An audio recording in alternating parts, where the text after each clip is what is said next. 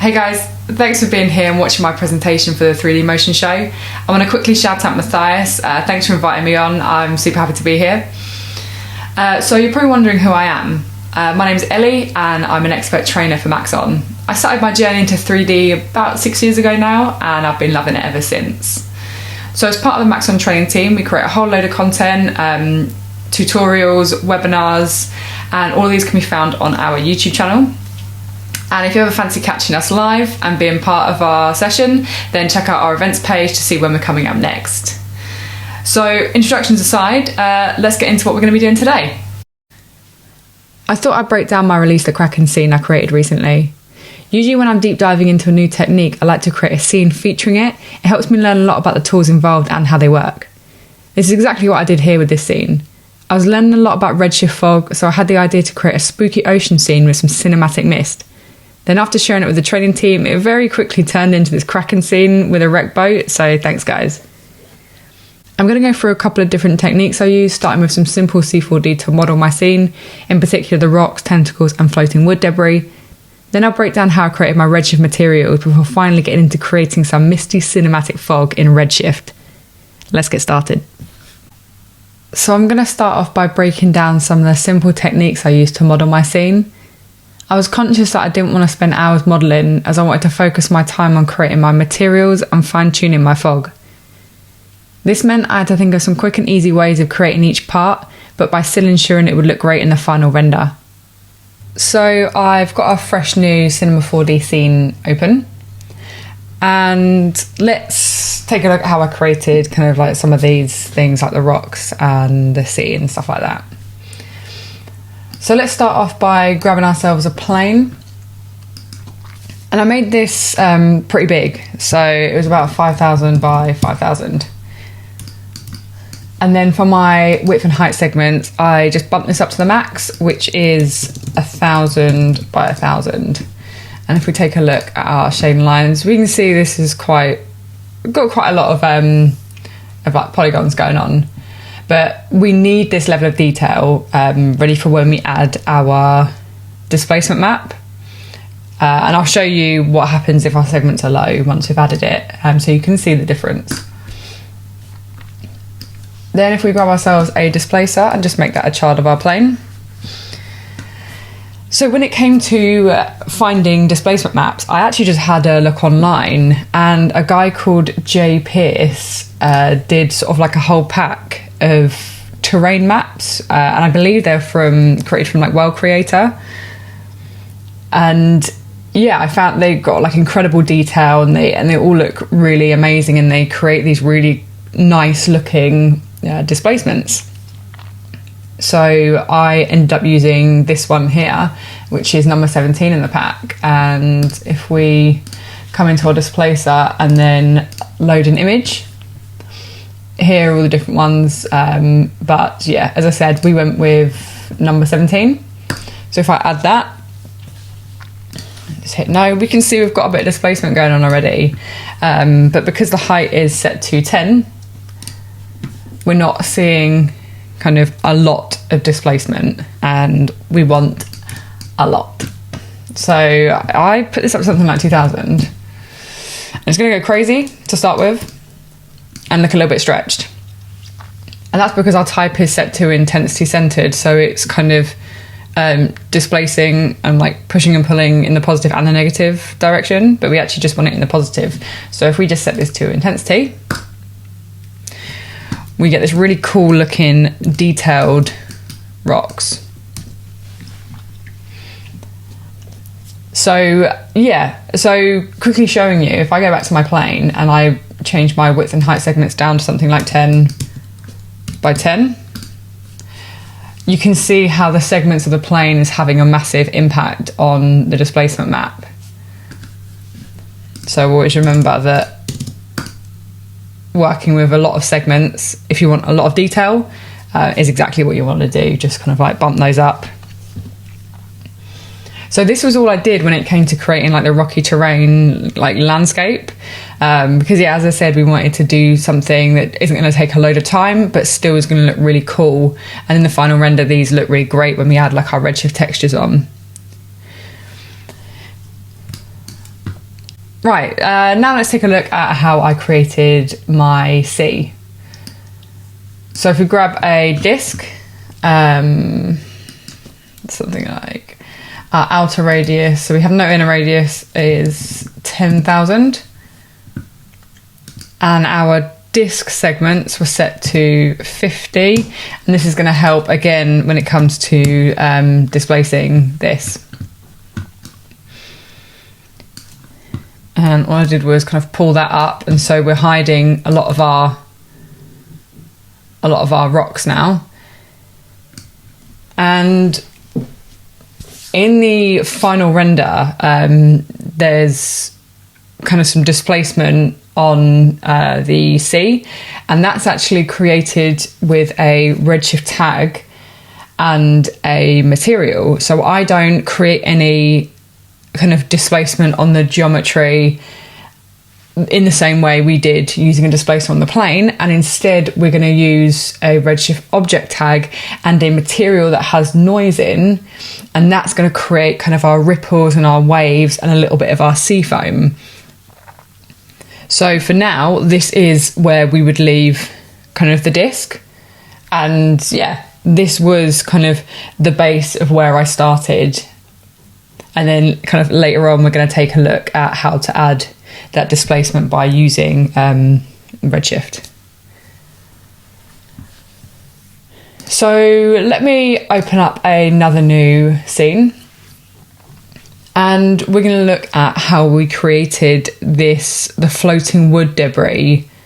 We can see we've got kind of these floating bits of wood. And it sort of looks like there's been like another boat that's been destroyed. Sort of got some oars over here. And this was super easy to do.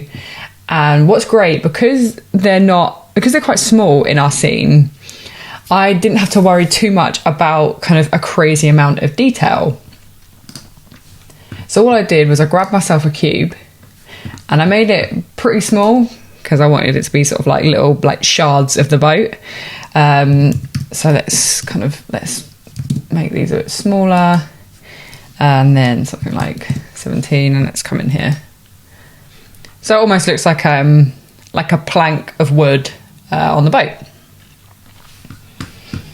And what I want to do, I'm going to displace this in the same way we displace the plane. And so for that, we're going to have to increase our segments a bit. Let's start with something like, this might be overkill, but we'll see. Grab my displacer, drop it onto my cube, and then in my shading, I'm going to add a noise, which has gone crazy, and that's because we need to change a few of these settings first. So the noise type I went with, you're probably used to these if you've been using cinema for a while. I went with hammer. I bumped my global scale up, and what we did was I changed it to intensity. And now what you can see is we've got this sort of misshapen wood, and it may not look fantastic at the moment, and that's because we're really kind of close up to it. But if we kind of like come out and think of the distance we're going to be, our camera is going to be, once you shoved the texture on that and kind of moved it around a little bit, you're not going to know that it's kind of not the most kind of detailed plank of wood. And again, you can increase your segments if you wanted to get kind of further detail. Let's see if we... Yeah, so it doesn't make too much of a difference. Keep that on 10.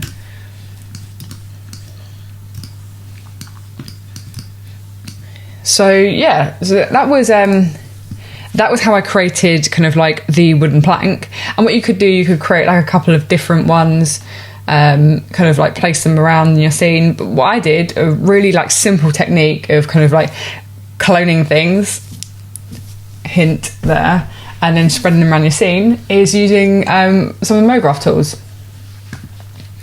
So if I come into my MoGraph tools here, we can grab a cloner. And if I drop my cube into my cloner, we immediately have clones. So we have a lot more of these sort of like wooden planks. So grid array is what I'm going to go for. But I want my count to be something a little bit higher. So I did 6 by 6 by 1. My mode was endpoint. I went something like 500 by 500. Of course, this was all relative to my scene. So believe it or not, this was actually something I did later on. So when it came to having the amount and changing the size, I already had my scene not finished, but the rocks were done, the sea was done, I had the boat. I think I even had the tentacles. And so I was able to kind of place this after I'd done all that and change all like the settings and the amount based on how it already looked. So that could be a little tip if you're looking to do something like this on a scene. Now at the moment they're looking very uniform. They're not looking like kind of destroyed bits of wood, kind of that are floating around aimlessly in the ocean. But what we can do, we can grab another one of our MoGraph tools, and that's an effector. And a good old random effector. What I did here, I didn't want any, I didn't want to be like randomized at all on the Y-axis for the position. I only wanted it to be moving kind of on the X and the Z. I adjusted the scale, and usually I use uniform scale, but because I wanted these to look like really random pieces off the boat, I wanted to adjust the scale on the individual axis just to make them look like they're completely different pieces. So not one piece really looks the same. And then a bit of rotation as well. So I just went for some random kind of looking things, and then this was it really. It was like a really simple way, and as soon as I add my wood texture on there, and you've got them like half dipped into the ocean, and your camera's further back, and you've got a load of fog, they look great. You kind of have no idea really that, if you look at them here, you have no idea that they're just kind of semi-low poly cubes that have just been displaced a little bit. They look great, and it takes not very long to set up. So those were sort of the really quick and easy Cinema 4D techniques I used when it came to modelling my scene, because as I said before, I didn't want to spend loads and loads of time on these parts or these aspects of my scene when I wanted to spend the time getting into the materials and into the fog itself. Okay, so the final bit we're going to take a look at is how I created these sort of tentacles. And this again was super easy. So if I just sort of create a new project, and I'm going to go into my right view, and I'm going to draw out my spline. So I'm just going to draw the shape out of the tentacle.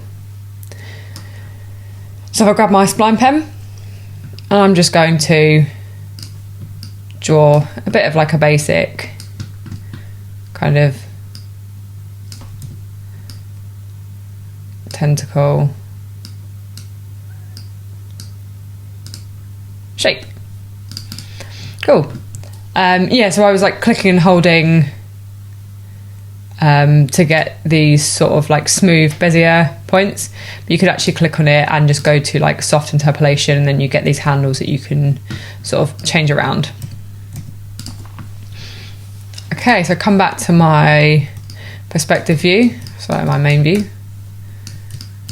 And this is sort of what we have at the moment. So we've got our spline shape. And what we want to do is we're going to kind of use a sweep. and another spline to kind of sweep it across around here and create my tentacle. Let me grab my sweep, and then we need another spline, and I'm going to grab a circle to then kind of sweep along this spline. So what I'm going to do, I'm going to drop my main spline I've just drawn into my sweep, and then my circle needs to be dropped in above my first spline. And it's looking a little bit strange, and that's because the radius is set to 200. If I set this to something like 50, we're starting to see this take shape. So I'm going to set my end scale to 0. And right, what I'm going to do, I'm going to increase, this is where it comes sort of like a little bit of like messing about. So this was how I created my tentacles. And what I did, again, you could just sort of clone this, but I actually drew mine out individually, just because, as you can see, it didn't take very long. And so to draw out 3 or 4 different splines, yeah, just didn't take me that long at all. And then from in here, we can even adjust our points if we wanted to. I have that, I can sort of, because at the moment, because I drew it in my right view, it's completely kind of flat. So we could sort of pull these out a little bit, and then maybe pull that out a little. Oh wait, was that the wrong one? Oh yeah, we wanted maybe this one. Maybe that one out a bit more. And then we do that. It's going to look a little bit more, like it's got a bit more movement going on, instead of it just being kind of perfectly flat. Cool, yes, that was all I did. And then I kind of had them in where I had, if I just grab my disc quickly,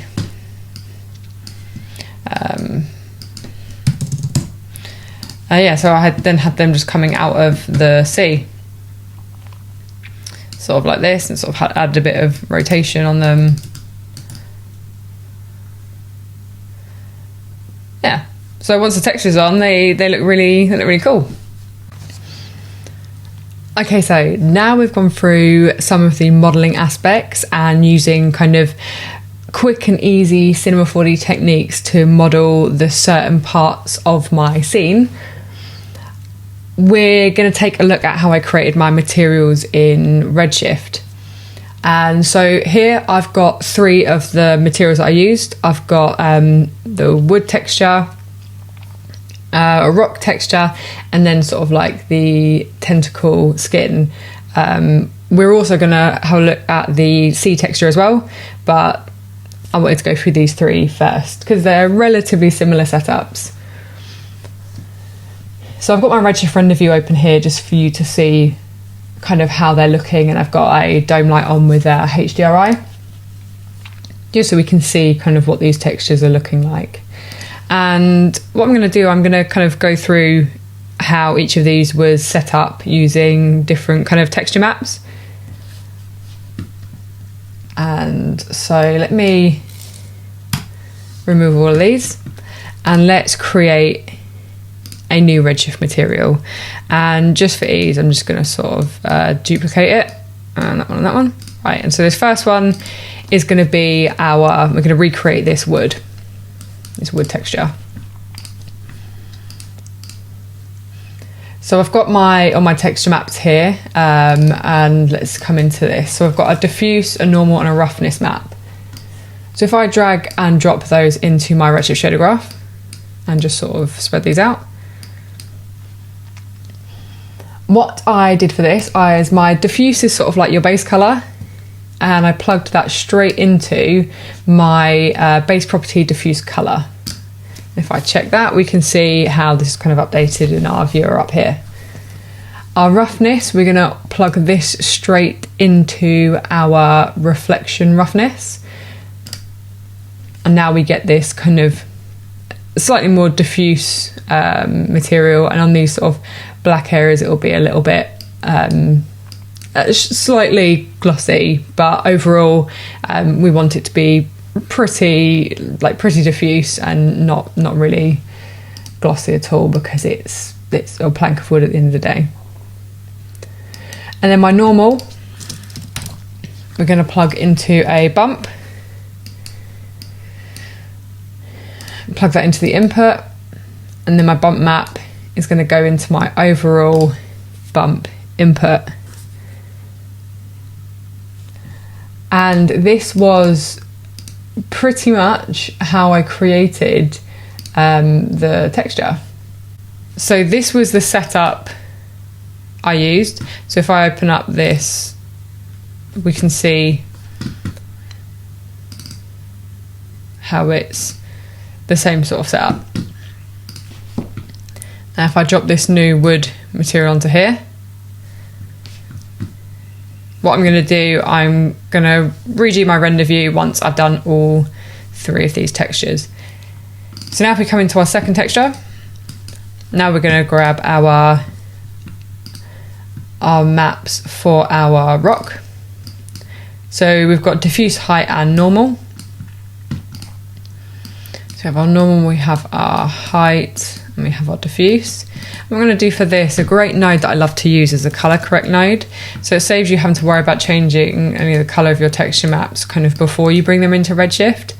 We can just very easily plug our diffuse into our input, pop that into our diffuse color, and then in our color correct we have a whole bunch of settings that I'm sure you'll be used to if you are used to kind of like color correcting. And what I'm going to do, I'm just going to sort of bump the saturation up, because I'm quite liking this green that's coming out here. I think it's really nice. Then our normal, that's going to go into a bump input, and that's going to go into our overall bump input. And then my height is my displacement. So what I want to do is I want to grab a displacement node, plug that into my texture map, and then my displacement node is going to plug straight into the displacement of my output. And so this was the setup for the rock. So if I open this up, we can see how that's set up. So I can drag and drop my rock on there. And then finally, we're gonna create this kind of tentacle skin here.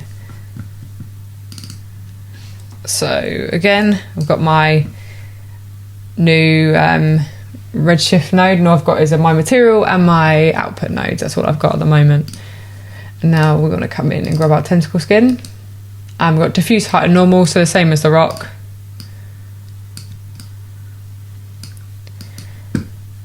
And again, I'm going to grab a color correct, just so it gives me more control when it comes to kind of controlling the diffuse color. There we go, that should update. Then my normal, I'm going to grab a bump map first, drop that into there, and then into my overall bump input again, sort of as we did before. And then my height needs a displacement node, and then we're going to be doing the same thing, but plugging that into my displacement. And so this was it for the texture. And then what I'm going to do in my color correct, I'm going to do the same thing and bump up my saturation. Maybe just the hue a little, so it's kind of more of a bluey green. Yeah, maybe. And then drop that onto here. And what I did as well was I tiled it to create like smaller scales. So what I'll do, if I play that and come into this texture tag, I can sort of tile this.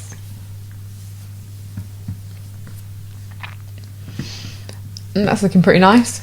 So we can always have a look at these and see kind of the main differences. So actually in my displacement, I needed to adjust some of the settings.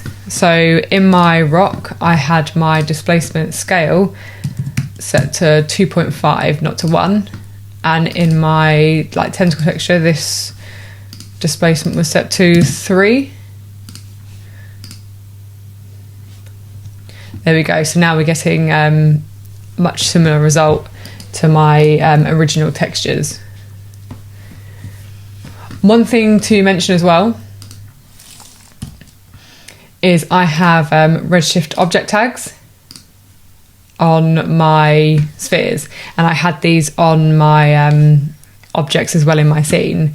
So if I switch these off, we can see that we're not getting any displacement, even though we have displacement nodes within our textures.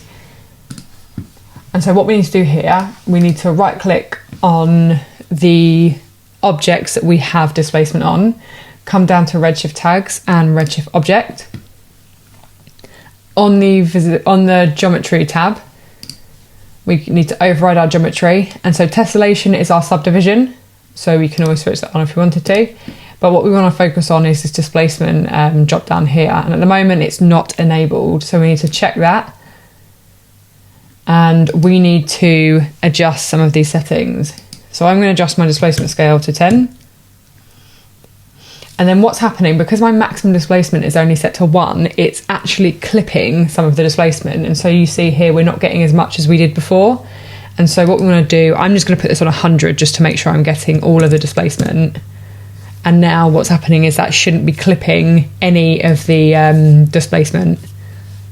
And then we want to do the same on the reptile skin, or on the tentacle skin. Add ourselves a Redshift object. Override our geometry, turn on our displacement, and then I just did something like put that up to 25 and that up to 5. And so we get sort of this nice little bit of added displacement on our materials.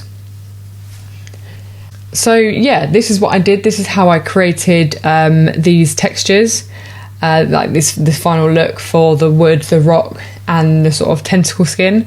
And what's great is I used a lot of texture maps, as you can see, and they come together really nicely to create these realistic textures. And all of these can be found online, and that's all I did. I googled sort of to find these texture maps and use them together, and just dragging and dropping them in Redshift, changing a couple of the settings, and you get a really nice result, as you can see here.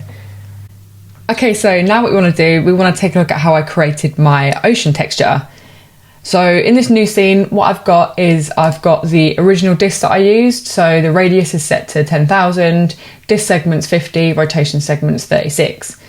I've also got a Redshift dome light, but this just has default settings, so I've not added anything to it. And I've got a camera which is sort of set up close up so we can see in detail the changes we're making to our texture. I'm also going to grab my Redshift render view, and this is so we get a live playback just to see how our texture's looking. So we come down to create, Redshift Material. We're going to drag and drop that onto our disk. At the moment, it's not going to look like much, and that's because we need to make a couple of changes first. So in my previous materials, so for the wood and the rock and things like that, I used texture maps and images to create these materials, which you can do to create this same effect. You can find a great water shader image online and plug that in the same way as we did with the other images. But for this, I'm actually going to use Redshift noise, and I'm going to use that to control the displacement, and hopefully it's going to look great. So to start off, I'm going to remove the diffuse, and we should get this nice sort of darker colour, and that's what we want to start with. My index of refraction, I also want to set to 1.33, which I believe is water. And that's all we need to do for now. So we can actually start off by grabbing our noise shader. So if we grab a displacement as well, we can sort of see exactly what this is going to be doing to our texture. And I'm going to drop that into my output displacement. And if I press play, nothing's going to happen. And that's because we need to do something first. We need to add a Redshift object tag to our disk, so it knows to be looking at our Redshift displacement within our texture and kind of making those adjustments to our disk. So if I right click my disk, come down to Redshift tags, then we want Redshift object. And in here we want to go to geometry, override, and then displacement. We want to make sure that's enabled. So I already know my displacement settings that I used. So I used a max displacement of 70 and a displacement scale of 40, and that worked great for me. So now if I press play, we're already starting to get a closer look. So within our Redshift noise, we can adjust a few of these settings. So in our remap, our bias at the moment is set to 0.5. And if I sort of crack this up to 1, you can see sort of exactly what's happening. And as I move this down, we can see how this is sort of like remapping our texture. And I want this to set something like 0.25. My noise type I'm going to leave on fractal, but my complexity at the moment is only set to 3, so I don't have a super complex noise, therefore I don't have a super complex displacement going on. So I want to increase this up to something like 9, and then we can see how we're getting this really nice kind of complex noise, and it looks like the movement or the ripples of the water in the ocean. The rest of these settings I'm going to leave as default, but by all means, like, have a play and have a look and see what kind of cool results you can get. So my overall scale and my scale here, we're going to slightly adjust. So my overall scale is set to 0.1. If I move this up to 1, we can see we're getting these sort of like lines where our texture is sort of mapping onto our object. What we can do, we can actually reduce this number by a substantial amount, and it should basically remove these lines and sort of blend everything in together nicely. So if we set this to 0.05, we can see that it's not having an issue anymore, kind of mapping this noise. The only other setting I'm going to change is the scale in my x-axis. I want it to kind of like stretch along, so it looks more like waves and in the ocean. So if I set this to 2, we get a slightly more realistic look that we would see kind of in the ocean. So that's what we're going to do with our Redshift noise. Now what we want to do, we want to create sort of like these sea foam parts on the top of our water. And we can do that with a couple of things. To start with, we need to grab a Fresnel, and we need to make sure our index of refraction is set to the same as our Redshift material, which was 1.33. And we're going to plug this into a second Redshift material node. So we're going to plug this in, and we want to make sure this is plugged into our emission color. Our diffuse, we're going to set to white, backlighting, white, and then our reflection color, we just want to set this to sort of like a slightly bluey color, just to bring a bit of the blue out, as if the sky is sort of reflecting onto it. Okay, great. So what we need to do now is we need to blend these material nodes together. And for that, we can grab a material blender. And so our first Redshift material node, so this was the first node that we kind of adjusted, is going to plug into our base color of our material blender. I'm just going to shove that output into the surface there. And then our second Redshift material that we just created, which has our Fresnel plugged into it, we're going to drop into our layer 1 color.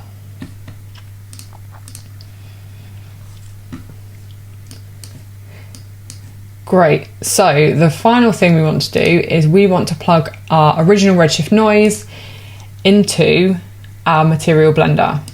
So if I drag this up in our layer 1 blend color, and what's happened is it's totally changed the colour. Let me just drop that on additive. And so I liked the colour how it was before, but I want to use the Redshift noise as my blend colour for the two Redshift material nodes. And so what I can do, if I grab a colour correct, I can really quickly solve this by dropping my noise into my input, my output colour into my blend colour, and then within my colour correct, I can put my contrast up so we bring that nice darker colour back, but it's still having an effect on my material blender. And so that was how I created the ocean texture. We're using a Fresnel to create this sea foam area, and we used a Redshift noise to create the displacement, which gives the effect of like the ripples and the waves in our sea. Okay, so now it's time for the bit that I'm most excited for, and that's going through how I set up this cinematic fog in my scene. I absolutely love it and I think it looks great. And just to demonstrate how much of a difference it can make, if I switch on my render view, let that have a little think about it. So this is what it looks like with my fog. And if I switch off my environment, this is what it looks like without it. And so you can see it totally changes kind of like the vibe and the atmosphere of your scene. So basically we use Redshift volumetric scattering to create like fog or mist. And basically it allows us to sort of describe the lighting properties and its effect on lighting. And this effectively makes us able to render things like fog and volumetric light beams. So what I'm going to do, I'm going to show you how we can set this up, because we need to do a couple of things. So let me get rid of my Redshift environment. So this is the majority of the scene in the final render. I've got the rocks, I've got the sea, and I've got the boat. Just to give an idea of kind of the fog. And in the background, I've got a Redshift area light, and I've got like a moon texture mapped onto it, which we can see down here. And I've got the intensity and the exposure like really low, because I didn't want to have it kind of blowing out my scene. I just wanted to have like a little bit of light coming through that fog. And then I've also got a dome light with, again, a kind of like a nighttime HDRI image. And again, my exposure is kind of like pulled all the way down to like -6. And so what we want to do on my area light, under volume, I've got my contribution scale set to 0.07. But what will happen when you first create an area light, it'll be set to 0. So what I'm going to do, I'm going to set these both to 0 on both of my area and my dome lights, and we'll sort of build this from scratch. So the first thing you're going to need to grab after your lights is a Redshift environment. So we need to open this up, and here we can see our volume scattering settings. But before I adjust those, I need to put a texture and noise onto my Redshift environment, and it's a certain one. So we come into create, we go into Redshift utilities, and we need to grab a noise volume. If I just stop that, and then we can drag and drop this onto our Redshift environment. Now if I press play, it's going to think about it because I've got a lot of geometry going on. As we can see, we don't have any fog yet. And that's because we need to adjust a couple of settings in our lights. So what I'm going to do first of all, I'm going to come into my area light. I'm going to increase my contribution scale, which was set to 0.07. And we can already start to see something happening. We can start to see some fog occurring in our scene. I'm going to do the same to our dome light. These had the same contribution scale. And now we can start to take a look at some of our different settings and what they mean. So I spent a lot of time kind of adjusting and fine-tuning my settings to find the perfect fog for this scene, and I loved it. I loved sort of learning about this new technique, and that's why this whole scene came about, is because I wanted to understand how Redshift Fog worked and all these different settings and the impact that they had on a final render. So scattering basically defines how strong the volumetric lighting is. So the higher the number, basically the brighter the volumetric lighting, and vice versa. So if I put this on something like 5, we can see we get this super blown out sort of scene. And if we move this down to something like 0.001, we're starting to see what's not a lot of fog, but you can still see kind of in the background here, and then this light, we're starting to get a little bit.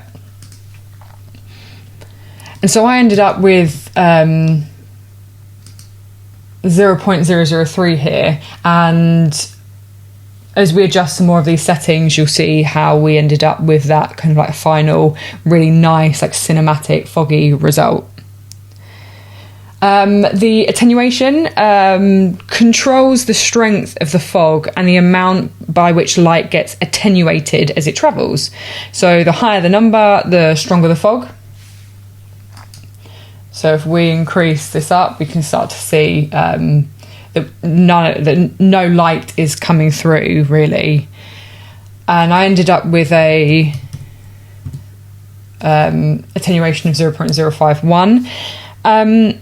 And one thing to mention is attenuation only works on non-infinite lights. So for example, the dome light that I have here, or if you're using like a sun, it can't be attenuated because these lights are at an infinite distance. So this attenuation is only happening on my area light, because it can define the distance at which my area light is from my camera in my scene. Phase controls how much the light will bounce around and get scattered. A value of 0 means the light will bounce around more and appear more diffuse. A negative number will produce what you would call backward scattering. So the volumetric light will be visible mostly kind of as it travels away from the camera. And I had a phase of 0.5 that I ended with.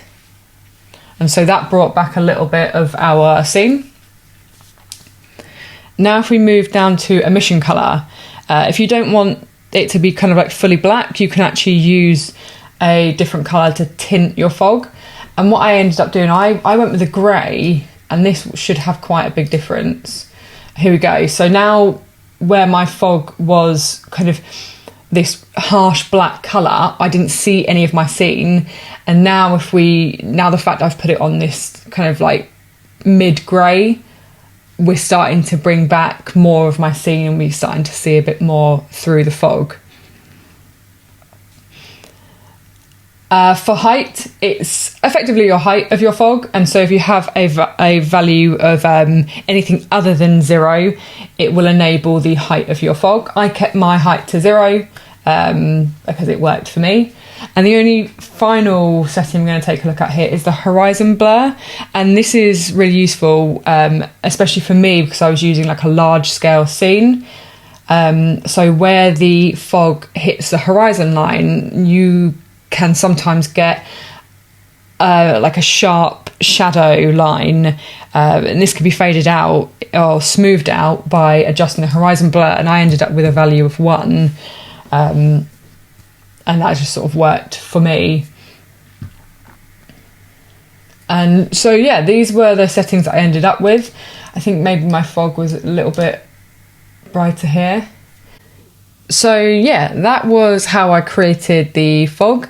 And I guess the only other thing I want to go through is kind of, I adjusted a few render settings, and I think when you're working with fog or volumetric lighting in Redshift, you will need to take a look at kind of your samples and make sure they are high enough to remove any of the noise. And yeah, that was something that I kind of did later on. Once I'd created my scene, I then started to fine tune my render settings.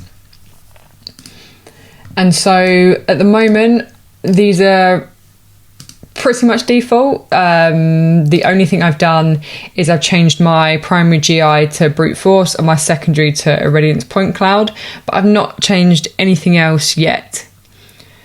And the main things that I changed was my unified sampling, so my min and max samples, I just sort of increased these to 16 and then 64, so nothing kind of like crazy.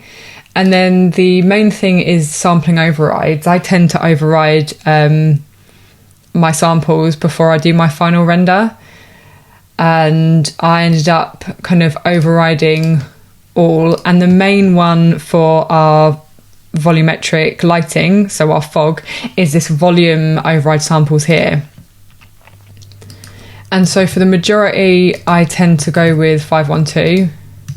A lot of this is kind of just seeing what makes a big difference. As I said, yeah, the volume one is kind of like the key one that you're going to want to increase, so you don't get any of that noise in your volumetric lighting.